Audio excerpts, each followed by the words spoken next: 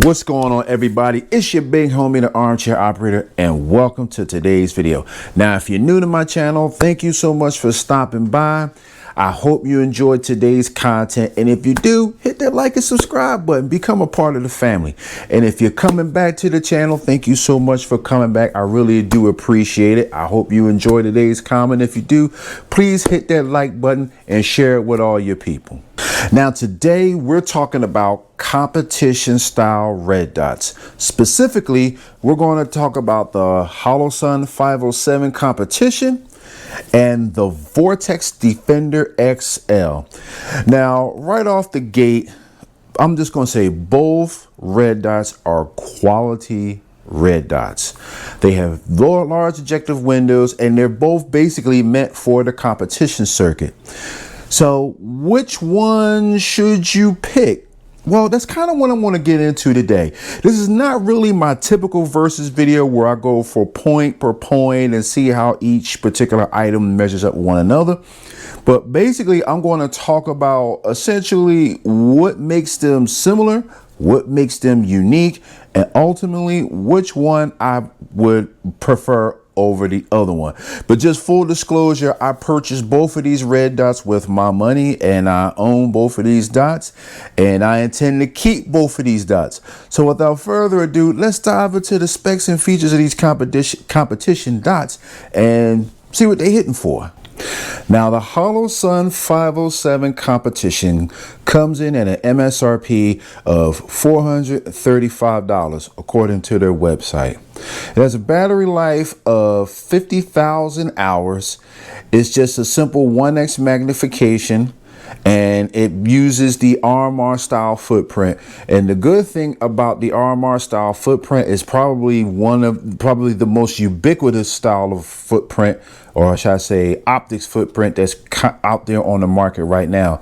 So if you get yourself a Holosun, basically if you have a firearm that's cut for a Trigicon style optic, or if your firearm comes with RMR footprint plates, you're good to go with a Holosun. It also comes in at a weight of 1.07 ounces. And the biggest thing about the Holosun 507 competition that I really like is that you can configure your reticle. So this thing comes with a 2 MOA dot, and it has an 8, a 20, and 32 MOA circles. And to configure your dot, you simply just use the buttons right over here on the side of the red dot, and you can adjust your settings as you see fit. So some people might prefer the more precise 2 MOA dot. Some might prefer to see the more so donut of death style reticle, or you can even have the option of having all of the reticle options on at the same time, where you could have the dot, the larger circle, the circle after that, if that makes any sense, and so on and so forth. And because it has a large window, because again it's meant for competition, it is very easy to find your dot when you draw and present on target. That large objective window plus also gives you greater situational awareness. So it's a really good dot for that purpose, and it has a solid aluminum body, and it's actually very durable.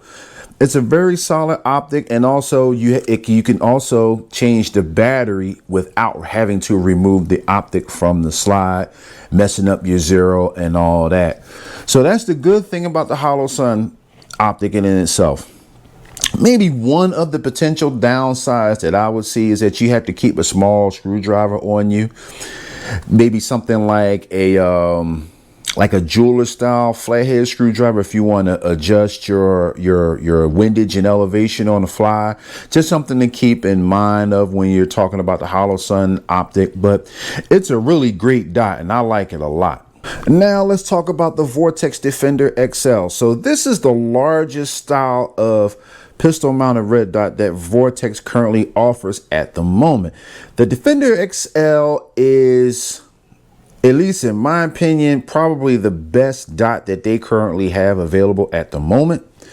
It comes in at an MSRP of $599.99, which puts it a bit higher than the Holosun 507 comp. The battery life is up to about 25,000 hours. basic 1x magnification, just like the Holosun. And this particular dot uses the Delta Point Pro footprint. Now, the Delta Point Pro footprint is also a footprint that you see out there a lot on the market today. But I personally do not think that the Delta Point Pro footprint is as ubiquitous of a footprint as the Trichicon footprint. That's not to say that you're going to be lacking or that you're going to be having any type of issues mounting this optic onto your firearm of choice. Just keep in mind that if you're going to need either a Delta Point Pro style plate, or your firearm is going to have a cut for the Delta Point Pro itself. But either way, you're still pretty much good to go as far as that. It's a little bit heavier than the Holosun 507 comp at about 1.993 ounces, and it has a 5 MOA dot. Now, the 5 MOA dot is a very good dot. It's very crisp, it's clean, it's very easy to pick up in this large objective window that the Vortex Defender XL has. The other thing that I also really like about the Vortex Defender XL is the actual body itself. And they give you these little, these little texture areas like around the side of the dot, so you can rack this thing off a hard surface all day long. And I think it'll be just fine. Now, that being said, I would say that the Vortex Defender XL is probably a bit more durable than the Holosun, because on the Holosun, when it comes to that objective window doesn't really sit inside of the aluminum body as much as the Vortex does. So, like, as far as durability goes, I would guess that the Vortex would have it in that particular category. As far as how clear the dot is with the Vortex versus the Holosun, both optics have relatively clear glasses. I don't see any perceivable difference in the clarity of the glass on either red dot, and it's very easy to find the dots in both of these red dots.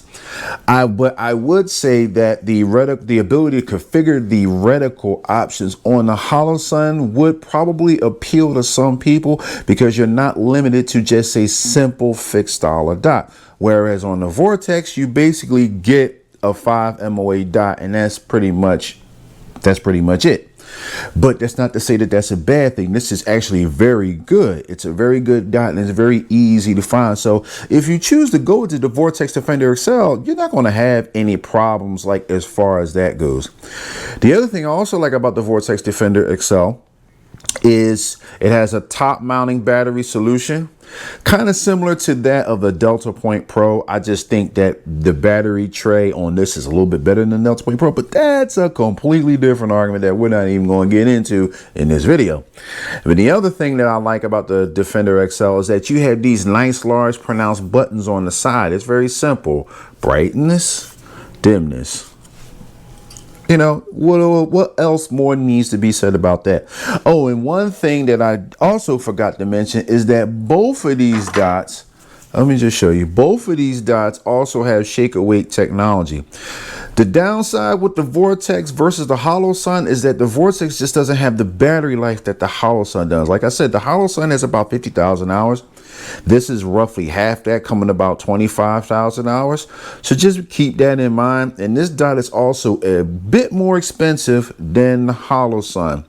But either way, whichever dot you decide to pick, I think you're going to have a great dot. And it's really just going to come down to what your preference is. Do you want something that might be a little bit cheaper but has a bit more options? Then the Holosun 507 competition might be the way that you might want to go.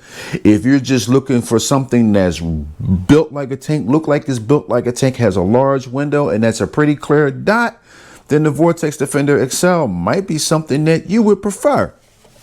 So this, like I said, this is just going to be a quick video. I just wanted to talk about the two different dots and how they compare to either one.